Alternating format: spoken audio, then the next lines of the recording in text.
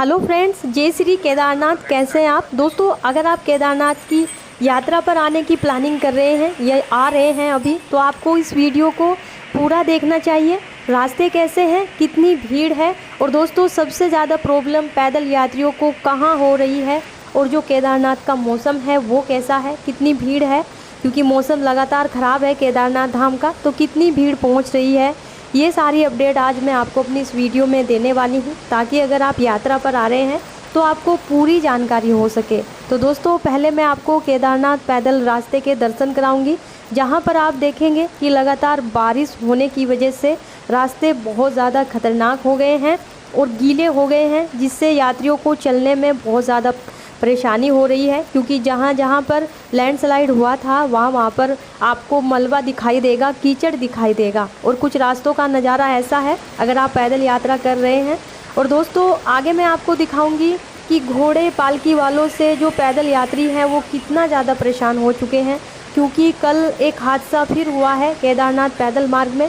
जो यात्री पैदल जा रहे थे तो घोड़े ने इतनी तेज़ी से टक्कर मारी है यात्री को कि जो यात्री था वो नीचे खाई में गिरा है जाकर। काफ़ी चोटें आई हैं उस यात्री को। तो आप समझ सकते हैं कि पैदल यात्रियों को घोड़े पालकी वालों से कितनी ज़्यादा परेशानी हो रही है, क्योंकि जब से पैदल रास्तों पर आपदा आई है, लैंडस्लाइड हुई है, तब से रास्ते ऐसे हो गए हैं, बहुत ज़्यादा छोटे हो गए हैं। आप देख रहे हैं कि अगर घोड़े वाला टक्कर मारता भी है तो बचाव के लिए कोई जगह नहीं है पैदल यात्रियों के पास। तो आप समझ सकते हैं कि पैदल यात्री घोड़े पालकी वालों को कैसे रास्ता देगा। तो बहुत ज़्यादा परेशानी हो रही है पैदल यात्रियों को।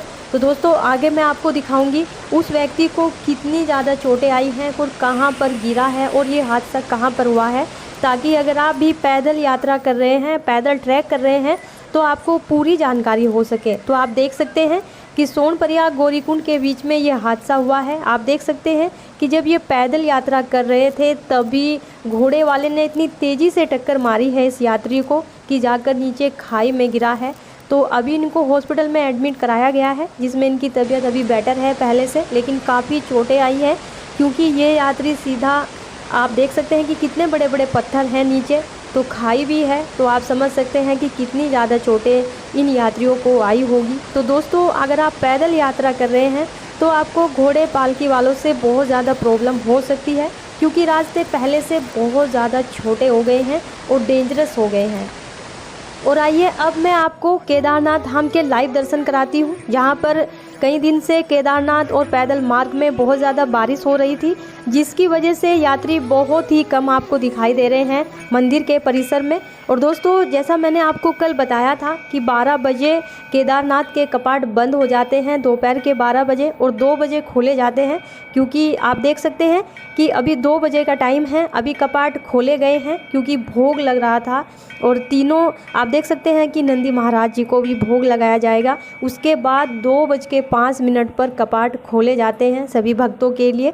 तो आपको ये याद रखना है, अगर 12 बजे का टाइम है तो 12 बजे से 2 बजे के बीच में बाबा केदार के कपाट बंद रहते हैं।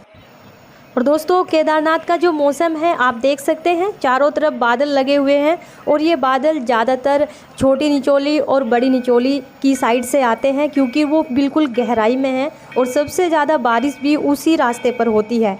तो दोस्तों केदारनाथ का जो मौसम है वो बहुत अच्छा है। फ़िलहाल अभी आप यात्रा पर आ सकते हैं, लेकिन पैदल रास्तों पर आपको बहुत ज़्यादा सावधानी रखनी पड़ेगी चलने के लिए, क्योंकि रास्ते पहले से बहुत ज़्यादा छोटे हो गए हैं और जो चढ़ाई है आपकी वो भी ज़्यादा लंबी हो गई है, क्योंकि रास्ते ख़राब हैं, जगह जगह कीचड़ मलबा पत्थर हैं। तो इसीलिए आपको 16 किलोमीटर की ट्रैकिंग भी आपको कम से कम 25 या 26 किलोमीटर की लगेगी। तो बहुत ज़्यादा परेशानी भी होगी आपको अगर आप पैदल यात्रा करने वाले हैं। तो दोस्तों केदारनाथ धाम के आपको मैं लाइव दर्शन करा रही हूँ, कैसे लग रहे हैं आप प्लीज़ हमें कमेंट्स करके ज़रूर बताइएगा। और इसके अलावा दोस्तों जैसे मैं आप सभी को बताती हूँ, हरिद्वार ऋषिकेश से बेस्ट सर्विस प्रोवाइड करते हैं हम यात्रा के लिए। अगर आप 2 धाम या 4 धाम यात्रा के लिए पैकेज लेना चाहते हैं, गाड़ी बुक करवाना चाहते हैं ऑनलाइन, तो दिए गए नंबर पर आप कॉल कर सकते हैं। और जैसा मैंने आपको बताया था 2 बजे कपाट खोले जाते हैं, अभी आप देख रहे हैं कि 2 बजे का टाइम है, कपाट खुले और यात्रियों को आगे जाने दिया दर्शन करने के लिए। तो दोस्तों, अगर आप यात्रा पर आ रहे हैं तो आपको पूरी जानकारी रखनी है यात्रा से रिलेटेड। और दोस्तों, अब आप मंदिर के परिसर के दर्शन कीजिए। आप देख सकते हैं कि जहाँ पर 2 दिन पहले बहुत ज़्यादा भीड़ थी, अब बहुत ही कम भीड़ है, क्योंकि 2 दिन से लगातार बारिश हो रही है, जिसकी वजह से जो सोनप्रयाग से यात्री आ रहे थे उनको कम ही भेजा जा रहा था ऊपर, क्योंकि रास्ते में यात्रियों के साथ बहुत बड़ी बड़ी घटनाएं हो रही थी। जैसा मैंने आपको बताया कि कल भी यात्रियों के ऊपर जो मलबा है, कीचड़ है, वो गिरा है, जिसमें जो लेडीज़ हैं उनके दोनों पैरों की जो हड्डियां हैं वो टूट गई हैं। और कल दोस्तों, जैसा मैंने आपको बताया, फिर शाम के टाइम बहुत बड़ा हादसा हुआ है कि घोड़े वाले ने बहुत तेज़ी से जो पैदल यात्री थे उनको टक्कर मारी, जिससे यात्री खाई में जाकर गिरे हैं। तो बहुत ज़्यादा हादसे लगातार केदारनाथ धाम में बढ़ते जा रहे हैं। अभी मैं आपको केदारनाथ धाम के लाइव दर्शन करा रही हूँ कि अगर आपके साथ कोई बुज़ुर्ग है, पैदल ट्रैक करने वाले हैं, तो उनका पूरा ध्यान रखना, क्योंकि घोड़े पालकी वाले किसी को रास्ता नहीं देते हैं, पैदल यात्रियों को ही इनको रास्ता देते हुए चलना पड़ता है। तो संभल कर यात्रा कीजिए और सेफली यात्रा कीजिए। और दोस्तों, केदारनाथ का जो वेदर है वो आप चेक कर सकते हैं। 12-1 बजे तक मौसम बहुत ज़्यादा अच्छा रहता है, और जैसे ही 2 बजते हैं केदारनाथ धाम में ऐसे बादल चारों तरफ से आ जाते हैं, और फिर शाम के टाइम वहाँ पर रोज़ बारिश होती है।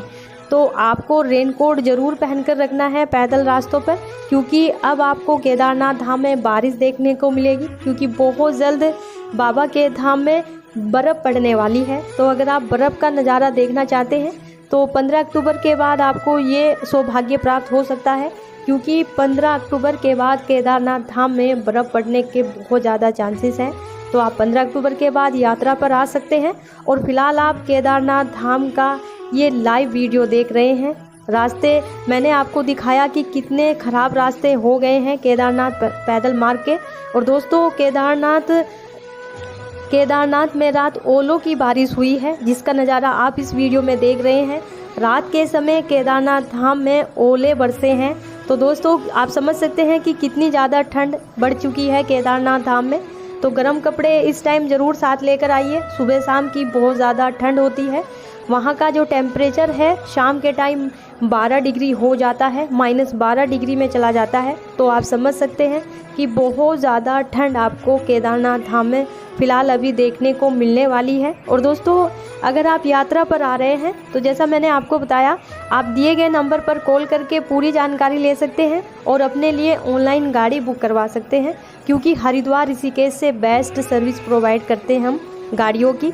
अगर आप गाड़ी अच्छी चाहते हैं, न्यू मॉडल चाहते हैं, तो दिए गए नंबर पर आप ज़रूर संपर्क कीजिए, क्योंकि जो हमारी गाड़ियाँ होती हैं नीट और क्लीन होती है और बिल्कुल न्यू मॉडल होती है।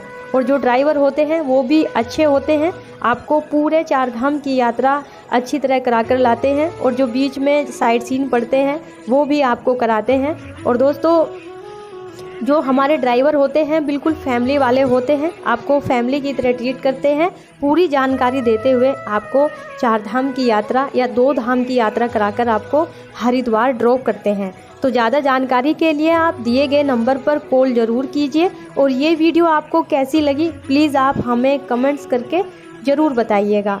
तो दोस्तों, एक और नई वीडियो के साथ, एक और नई जानकारी के साथ मिलते हैं आपसे नेक्स्ट वीडियो में। अगर आपकी कोई इंक्वायरी है तो दिए गए नंबर पर कॉल करके आप यात्रा से रिलेटेड जानकारी ले सकते हैं, अपने लिए गाड़ी बुक करवा सकते हैं ऑनलाइन। और अगर आप पैकेज लेना चाहते हैं तो उसकी भी पूरी जानकारी आप कॉल करके ले सकते हैं। और दोस्तों, डेली अपडेट मिलती है आपको मेरी वीडियो में, तो उसके लिए आपको चैनल को सब्सक्राइब ज़रूर कर लेना चाहिए। तो मिलते हैं आपसे नेक्स्ट वीडियो में। हर हर महादेव, जय श्री केदारनाथ।